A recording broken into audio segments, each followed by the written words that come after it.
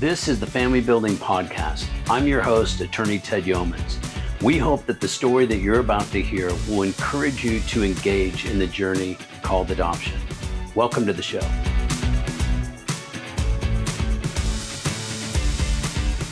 Welcome back to the Family Building Podcast. We have two amazing people here tonight, Jennifer and Mike, and they are adoptive parents. We have just ended their adoption or just finalized their adoption, and it was quite a journey. We're going to be talking about some very key points about how they loved the broken world, how they loved this birth father, how they loved this birth mother, how they continued to love that birth father, even through litigation, even though we were, quote, fighting. They are going to be an example to all of us of how you love your enemy. And how they have cared for the birth mother is just absolutely amazing. And so with that, hello, Mike and Jennifer. How you guys doing? Welcome to the Family Building Podcast. Thanks for having us, Ted. Well, as I said in the introduction, you are exemplary clients of ours. I want to jump right into this. Take us back, Jennifer, to when you first met your birth mother, and give us a little bit of a picture of the circumstances that she was in at the time that we call in the adoption field matched with her. Yeah, happy to share. Thanks for having us. So we were contacted by our birth mom. She was 17 weeks pregnant and had a positive pregnancy test, knew she was having a little girl, and it was started with a phone call. She and I connected, talked for about an hour, and then got the ball rolling. She was not connected to any services at the time, and I had some supportive people in my world that said I needed a good adoption attorney. So that was one of our first stops where we contacted your agency, got that started, and within 2 weeks, I flew down and got to meet her. Got to go to an ultrasound with her, got to meet her son, and that started our journey. And then we just started, my husband, we have 2 older children. We all went back down because we are in Washington State and she was in California. And so we just started visiting and building a relationship, loving on her. Her story is not unique to the adoption world, meaning she was in a really tough spot. There was domestic violence, there was homelessness, there was addiction. There was just a lot of, really big negatives going on. But we had faith in her. We had a lot of prayer into our adoption journey. And what God really gave us was, if you love her, I'll take care of the rest. And we held on to that, and we loved her, and we still do. Jennifer, just briefly describe the circumstances, the difficult circumstances, other than what you've already described to us. Yeah, so just a little more detail. She had been addicted to drugs since she was a teenager, and she was in her mid-20s when we met her and didn't even know what sobriety looked like, had never ever had a real chance of it in her life. In and out of court, in and out of jail, just rough. It was rough for her. She had 2 older children that were not in her custody and hadn't been because of life situations going on. And so it was an answer to prayer for both, for us and for her. And as she got to know us, what she told us from the get-go was, because I asked, of course, what made you choose us? And she said, "You're the family I always wanted." So it was, not only were we an adoptive family for the child she was carrying, but she was asking to be part of our family. And of course, come on, we welcomed her and her other children for sure. Mike, here you are. You're going to be an adoptive father. This is kind of your first run at adoption. You have a woman, I'm going to be a little bit more descriptive. As I recall, she was homeless. She was addicted to methamphetamine. She was, had nothing going on in her life. And on top of it, she was pregnant. Jennifer said, you heard this call. Hey, if you love her, I'll take care of the rest.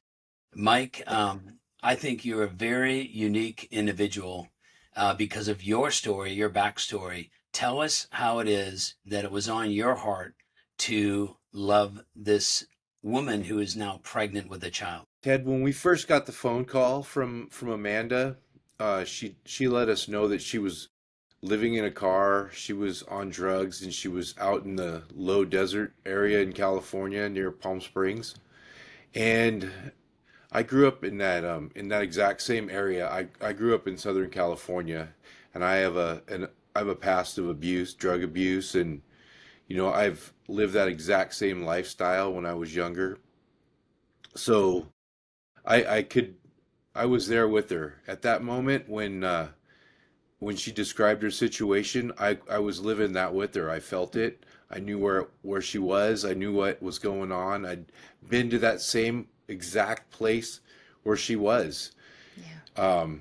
When she said she was hot and uncomfortable, I know that kind of hot and uncomfortable. I know that kind of loneliness and desperation. You know, I felt a tug on my heart, and I told Jennifer as soon as we talked to her the first time and I heard her situation and I knew where she was coming from. I said, this is the one. This is this is the one. This is gonna work. I just know it. I had a great feeling. Um, I desperately wanted to help her. And so yeah, then we got in contact with you and with Michelle. Michelle, and we found a way to help her out and get her out of her situation and get her the help she needed. Mike and Jennifer, so many couples are concerned about a child being prenatally exposed to drugs. Again, your love for her, your respect, your honor, Mike, you could so relate to her. It seems like that just kind of eclipsed any fears that you may have about this child. But let me just ask you this one question. Your daughter, from on a scale of 1 to 10, how would you say she's functioning, even though she was prenatally exposed to an illicit drug? From scale 1 to 10. She's a 10. She's a 12. She's a 20. She's an amazing child. She's I can't imagine her being any more normal and wonderful and playful and alive. She's perfect. a neat kind of piece to this story as well is, although from early childhood on I was raised very conservative and very well, um, I was actually born exposed myself. My mom was using, I think 80s, using cocaine, and I was born addicted. And so, in some ways, adoption also is full story for me and gives us that extra hope. I mean, I'm not a genius by any means, but I am educated, got my master's degree, had a good life. And so there was that other just level of confidence and hope that it's going to be okay. And we know, and Amanda was very open with us to the exposures, but we knew, we had faith that God was going to give us the child we needed and protect this baby and give us the strength to embrace whatever challenges that brought as well. Well, Mike, you just heard, that I did not know that about you, Jennifer. You may have mentioned it, but I forgot it. So, Mike, I have to put you on the spot here. Your wife, being drug exposed at birth, on a scale of 1 to 10, how would you rate her? I think she's a 10 also. For sure. That's because I'm sitting close to him right now. So Uh, I want to take the audience to the next point in this story. So, you're really connected with the birth mother. You've taken her. You basically, there's sort of a spirit of adoption. I have seen you basically adopt her, and we'll talk about that in just a moment. And just all the progression in her life. It's just absolutely amazing how her life has turned around. We'll talk about that in a moment. So you have a great adoption plan. You're excited about, the birth mother that you've been introduced to, and all of a sudden you hear that the birth father, who had been domestically violent and been using with her and uh, ultimately was incarcerated, was now going to object to the adoption. We went up and visited him in the local Southern California County Jail. He made it very clear to us he would never agree to the adoption. And we ultimately ended up going to trial to ask the court to terminate his parental rights. And we'll talk about that. But Mike, I want to ask you again, given your history, what was your strategy of how to still honor and respect this birth father of the child that you were going to one day adopt? Through the whole thing, I was trying to figure out a way to connect with the father. Like I said, I had a checkered past also, and I just like Amanda, I saw myself in his shoes. I've seen myself in an orange jumpsuit. I've seen myself behind bars. I know how his life is going at that moment, and I just wanted to reach out that hand towards him and just let him know that life can change. This is not the end. This is an opportunity. Us adopting his daughter is an opportunity. It's an opportunity for him to give. It's an opportunity for him to change his life. God will put blessings upon his life, and if he just gives. I knew that the whole time and prayed and had faith that through all this, God was going to make a way for Jason, to change his mind, for Jason to submit to this. So we've been shown a strategy on how to love the broken world, as we talk about it, to change the generational trajectory of a child. But that does not mean leaving the birth parents out of this restorative story. And so I am so proud and honored to have represented you, our firm to have represented you, because you bought into this strategy from day one. You said, we're all in. And we knew there was going to be continuances. We knew there was going to be, legal objections. There were going to be free court-appointed counsel for the birth father. And here you've got to pay out of your pocket. And this is going to be kind of a long battle because he had a very hardened heart towards this. And we are there at trial. And I believed, and I remember saying to you, if you get your hearts right, if our hearts are right going into this, you watch, we're going to see a miracle happen. And so we all Yes. sat there and listened to the evidence, and it was hard evidence because, the birth mother had been abused and didn't like him very much and did not foresee the possibility of ever raising a child. He had relatives show up at the trial. They weren't very happy with us. They wanted, they didn't want to lose this child from their family. But we spoke hope into them and spoke hope into this situation. But I can't do that as a lawyer. We can't do that as lawyers unless we have clients that are fully all in. And that doesn't mean just a temporal kind of respect and honor and love for these birth parents. It means something that as these children grow, 5 years down the road, 10 years down the road, 20, 30, 40 years down the road. And I remember, Mike, having that discussion with you. What happens when Eleanor walks down the aisle? What's the possibility that the birth father may want to be there with you and walk her down the aisle with you? Did you ever really think that could be possible, Mike? At first it seemed kind of a strange thought, but all this, you speak a lot of faith and a lot of wisdom, and listening to it and putting it into action it's working. I mean, you watch what's going on with the birth father right now, and he's making those steps towards that goal.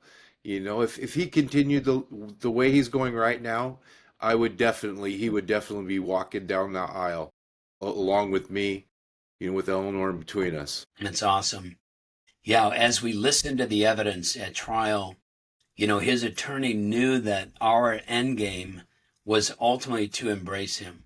We knew that based upon the evidence, the judge was going to most likely, terminate his rights. And I remember talking with you, that is not good enough to get man's justice, to get a termination of his rights, as opposed to the birth father giving and saying, this is the right thing. I'm incarcerated right now. I don't have a job. I don't have a way of caring.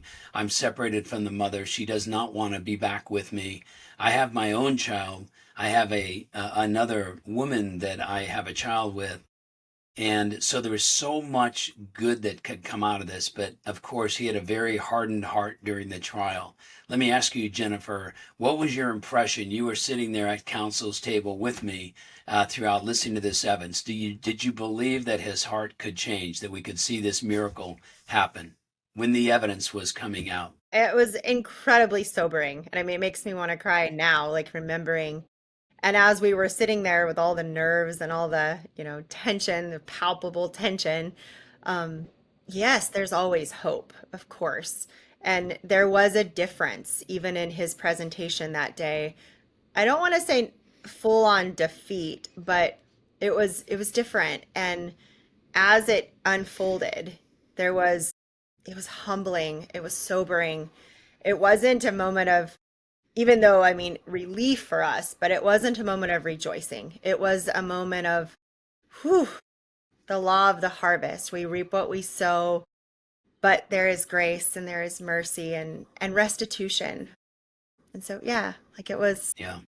I'll never forget the day. That's for sure. I remember we structured it so that we asked the judge for an indicated ruling, saying, Judge, now that all the evidence is in, can you give us an indicated ruling? How would you rule? And he was pretty tough. He was pretty tough on the birth father. The birth father was testifying from a local county jail, so he had his jumpsuit on. And as the judge read that indicated ruling, and he was pretty hard on the birth father. He basically said, you failed.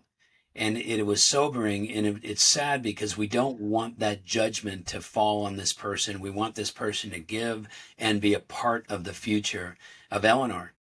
And so I remember taking that 10-minute break and saying, Judge, give the birth father one last chance to choose this better choice.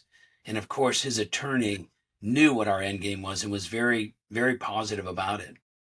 But Jennifer, I'll never forget being outside the courtroom door. You had your friends, another adoptive couple. You had your Michelle Detman, the birth mom support person, myself. And I remember we just circled up and just said, God, change his heart right now. Don't let him choose judgment and defeat in man's court. Give us a higher justice. And sure enough, it seemed like 30 seconds. His attorney came back. He says, he agrees. And that was just an amazing moment. And what touched my heart, Jennifer, I know, Mike, you had tears in your eyes. You were appearing remotely because you had to be home with the kids. But Jennifer was touched. And I don't think there was a dry eye in the courtroom as we felt him give. And it was like the pressure went out of the room, wasn't it? Mike, what was that like for you Absolutely. in that moment to receive that gift? It was such a relief. At the end of that, I knew that was his only option. It was, and you could see it in his face that he wanted to give. He maybe a little defeated, maybe a little sobering for him. And same as court. I was on the computer and all my friends and family were online with me, and I could see everyone crying. It was not a dry eye, I don't think, anywhere involved in this situation. So many tears of joy and relief. Yeah, I don't think it could have ended any better. Yeah. It was an amazing moment in court. So I'm just so proud of you guys, never giving up. It's easy for resentment and unforgiveness to settle in your hearts. It's costing you all this money, which is so amazing that the Family Building Foundation has gotten behind you. And that's one of the factors for our donors to consider. It's the hearts of our clients that are going out into a broken world, loving the broken world to the best of their ability. And with that, you talked about the law of the harvest, Jennifer. The monies that have been provided to you, I really want our donors to hear the benefits. Not only did it pay legal expenses for your adoption, which is amazing, but I'd like to end by, Mike, give us an update on the birth father and how he's doing and the connection that you have with his mother. And Jennifer, if you could close this off with telling us how the birth mother's doing and just how there's been a bigger healing here with both of the birth parents. Go ahead, Mike. So with the birth father, He's got out of jail and then he's gone to a rehab and a sober living, and he's graduated that sober living and is now the assistant manager of the facility that he was at. So he's doing really well. He's enrolled himself in school, and he's taking welding classes, trying to get a career. We've been in contact with his mom, and very open dialogue with his mom, and I've let her know that as soon as he's open to talking to us, to receiving letters or pictures or phone calls, text messages, emails, whatever he'd like, we are open arms. We will welcome him into our lives.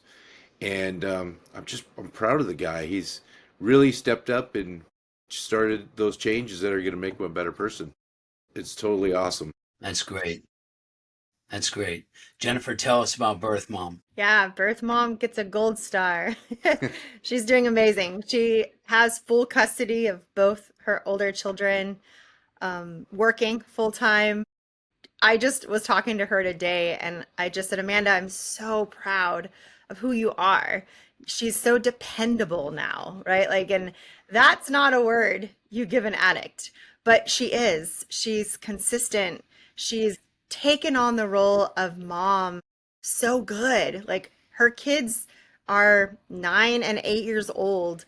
That's a lot of work just to step into being a mom of children, not just babies. And she's doing it. She's got them in school and doing homework with them. She's clean. She's coming off probation really soon, and she's just rocking it. She's going to church. She's like, model student. We're so, so proud of her.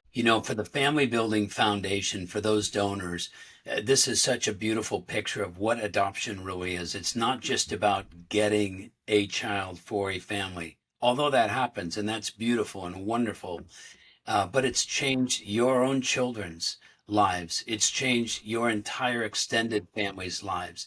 It, of course, has changed Eleanor's generational trajectory, right?